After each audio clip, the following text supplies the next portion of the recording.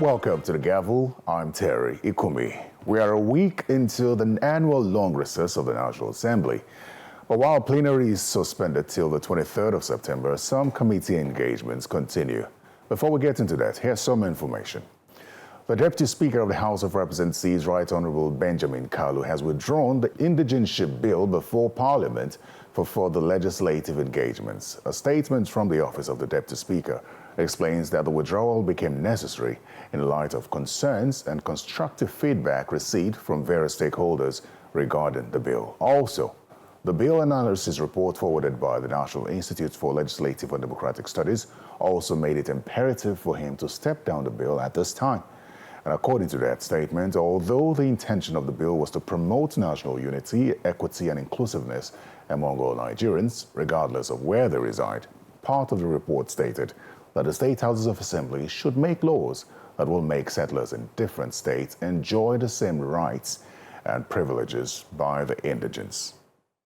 Now let's get into the activities of members of the House of Representatives at the committee level, from the briefing by female lawmakers for the reserved seats bill to the House Ad Hoc Committee on the implementation of the compressed natural gas policy and more.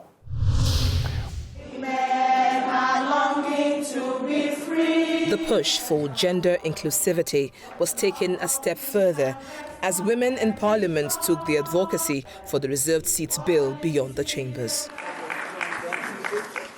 The Reserved Seats for Women bill aims to address gender imbalance by ensuring that a certain percentage of seats in the legislature are reserved specifically for women. The Reserved Seats bill for women is not just about numbers.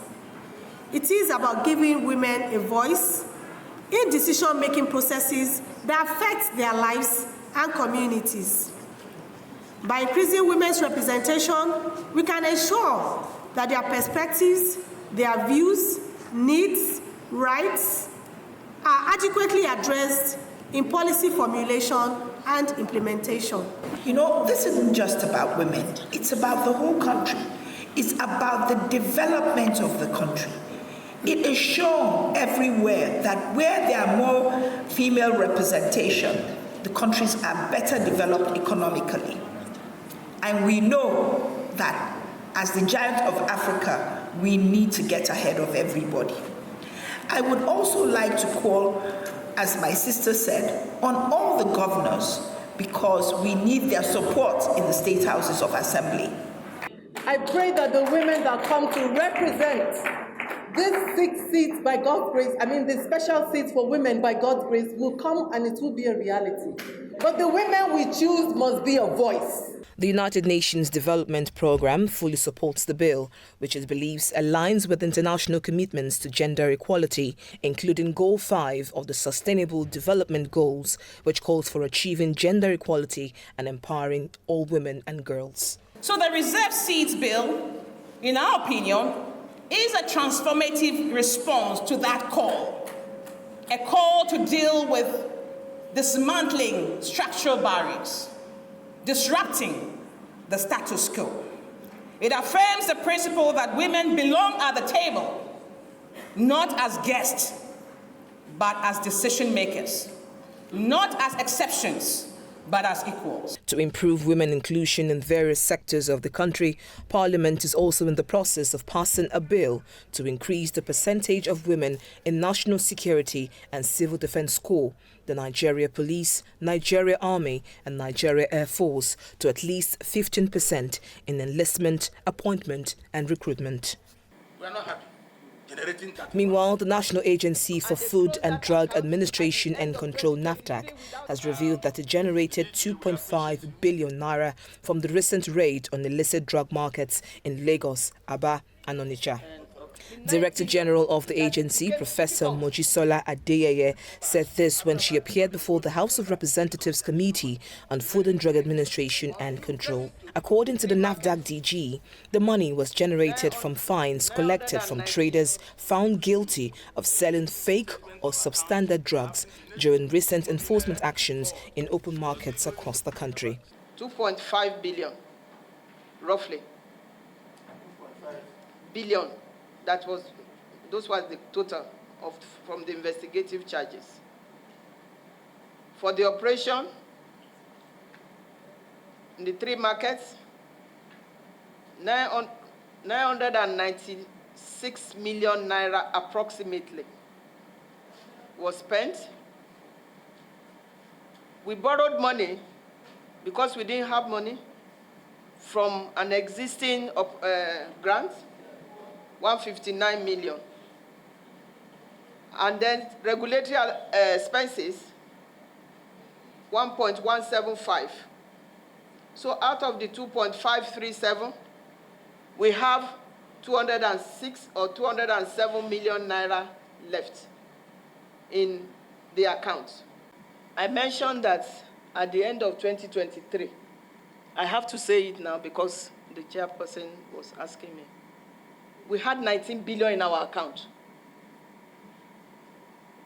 These are for projects. If you are building state offices, you don't give the money one time. These are for projects that were ongoing. And they closed that account at the end of 2023 without us having access to it. It was the Ministry of Finance that closed the account. I was talking of where the money, how our money is taken. That's remitter, you know. By the time we could even see the account, it was April of last year. 9 billion had already gone. 9-point-something billion had already gone. Yes, sir. It was the 9 billion that it became difficult for us to access. And that was where the House Committee waged in, Chief of Staff, everybody in Nigeria waged in, so to say, you know. And what I'm seeing all these papers is that the work has not been completely done. I would like to give you time to go back and work on this. The Honorable talked about how much have you been paid into the account, what goes in and what goes on. You haven't talked about that.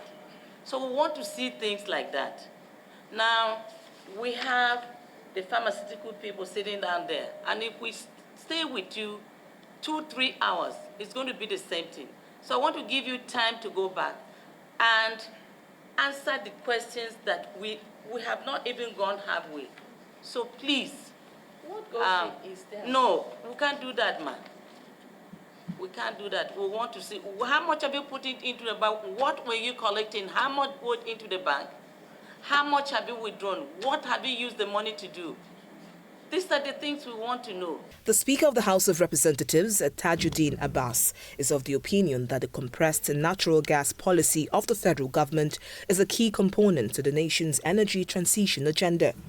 His remarks were delivered by Representative Sada Soli, who represented him at an investigative hearing by the House Ad Hoc Committee on the implementation of the CNG policy. This hearing marks a crucial moment in our collective oversight responsibility, especially as it concerns the federal government's strategic transition from traditional fuel to cleaner and more affordable energy solutions.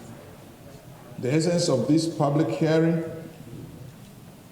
cannot be overstated, as it reflects our legislative commitment to transparency, accountability, and effective policy implementation.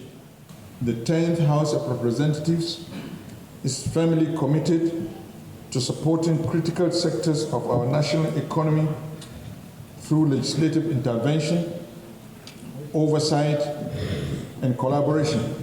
For me, it's not about the number of vehicles that are converted. My concern is the infrastructure that will be available to service these cars that are converted. Sustainability is the most important thing. You rightly said Rome was not built in one day. But you should equally understand that it's the same Rome that was destroyed by the complacency of the Romans. If there is complacency in this program, there is no way this program is going to succeed. I don't want a situation whereby, even though I have hope and confidence in this program because of private sector's investment, involvement, and participation.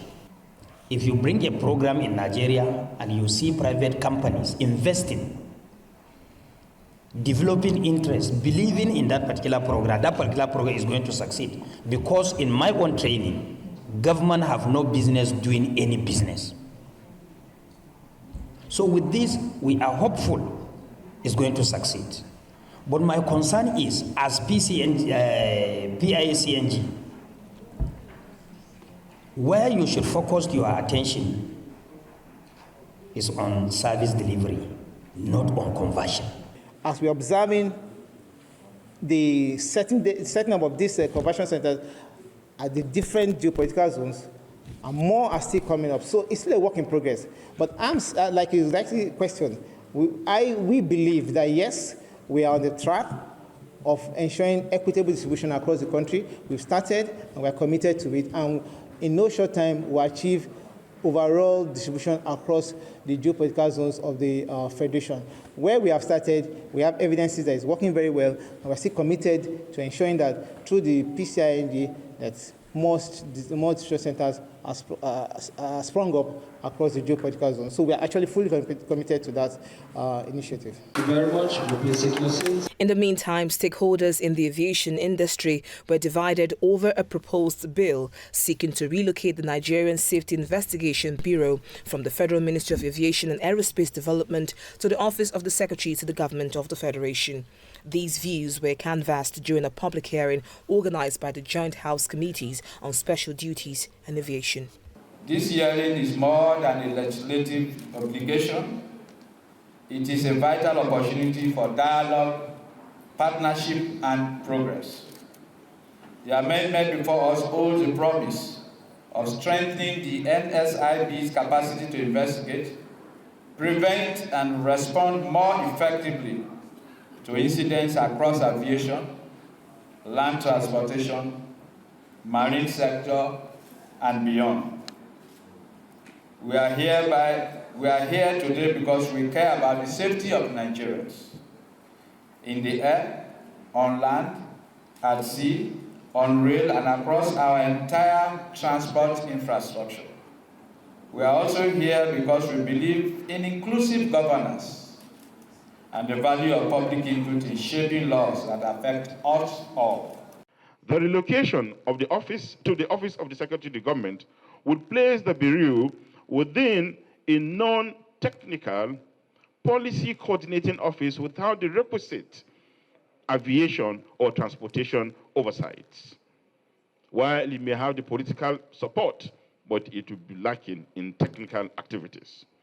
This indeed may dilute, the word is may dilute its domain-specific responsiveness. It will impede knowledge sharing and weaken the functional alignment with sector-specific agencies and international partners, as I stated earlier on, the International Civil Aviation Authority under the United Nations. The Office of the Secretary to the Government of the Federation is a neutral, coordinating body, not involved in sector-specific operations. Domiciling NSIB under OSGF safeguards its objectivity, free from potential conflict of interest. Welcome back to the gavel. Let's shift our attention now to the Senate. The Committee on Public Accounts has given the Nigerian National Petroleum Company Limited a 2-week ultimatum to respond to queries raised against it in the audit report from 2017 to 2023, alleging that 210 trillion naira remains unaccounted for. Here's a report. After 4 summons, the Group Chief Executive Officer of the NNPCL, Mr. Bayo Ojulari, finally appears before the Senate Committee on Public Accounts over a 210 trillion naira query. But what this committee said, unless proven otherwise, is that NNPC should and must account for 210 trillion. The liabilities, as shown in the literature of the financial statement, is 103 trillion.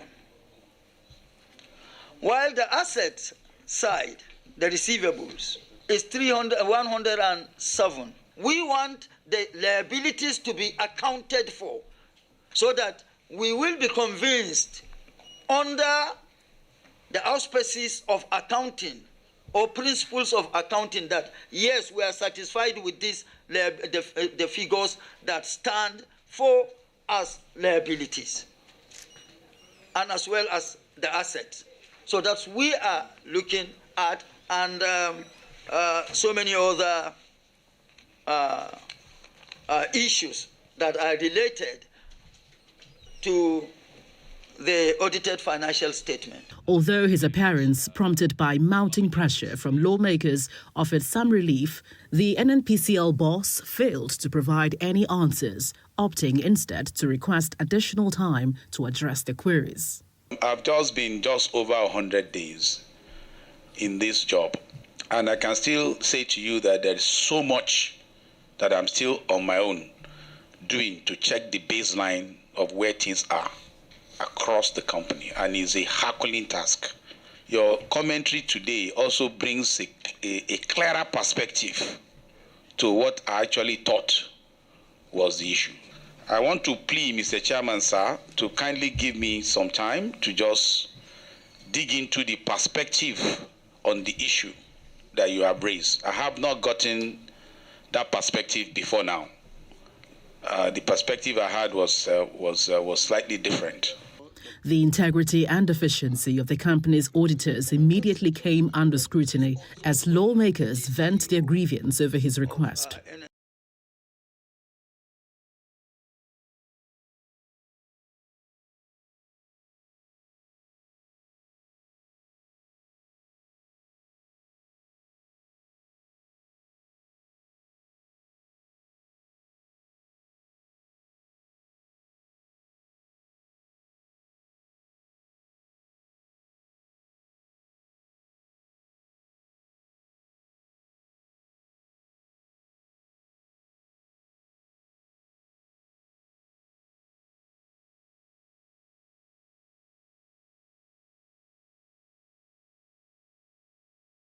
The NNPCL boss is then granted an opportunity to provide a timeline.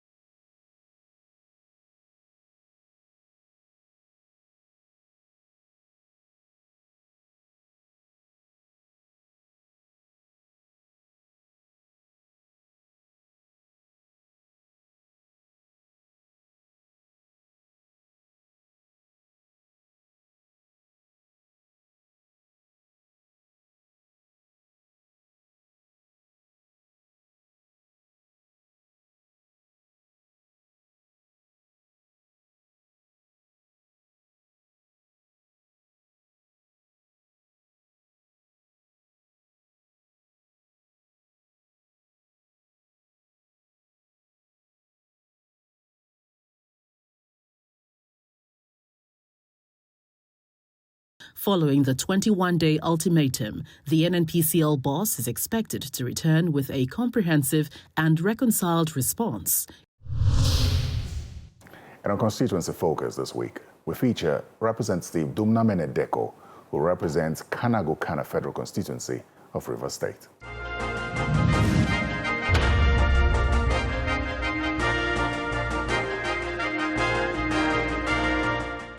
My constituency, which is Kanagokana, is made up of about 36 wards and close to 200 communities. And these communities are all autonomous. And it's in the heart of Ogoni land, which is one of the largest constituencies we have around. And it's a place that development has not been really much felt, particularly the federal presence. But by the grace of God, in our sojourn in the Green Chambers, we have been able to bring home a few projects. I think one of them of note is the constituency headquarters, which happens to be the senatorial headquarters of the Rivers Southeast Senatorial District. And coincidentally too, the headquarters of the Ogoni people, which is Bori. You can't find land there anymore because of issues of expansion. So we just thought it wise and we're able to make provision in the budget for a road and a very big bridge that takes us from there to a community called Kor. In fact, the road lands between Kor and Kani, which opens into a very large expanse of arable land, and which has made it possible now for the community to, to grow towards that direction. We had a small program which we do annually, for my immediate community, where we're able to get 188 undergraduates and 32 postgraduate students. We're able to give them what we call education grant. For the undergraduates, 50,000; for the postgraduates, 100,000. We have been able to intervene very seriously in the provision of the consumables, books, computers, and all of that, writing desk, all of that, in about 5 major secondary schools in the constituency. Bodo City Girls in Gokana, Community Secondary School Yege in Gokana. We have the Community Secondary School Bori, which is at the headquarters of the constituency. We have in Berry High School in Berry, and CSS Kono, which is a boundary town between Kana local government and Opobo, Nkoro local government. We have facilitated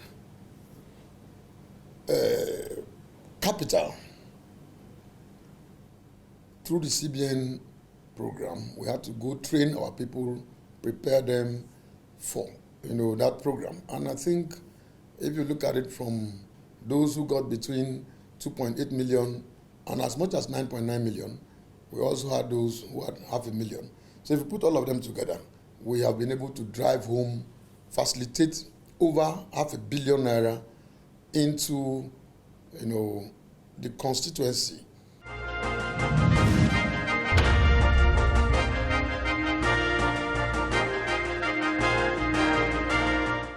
Well, that's all the time we have on The Gavel. Send feedback to thegavel@channelstv.com. I'm Terry Ikumi. Goodbye.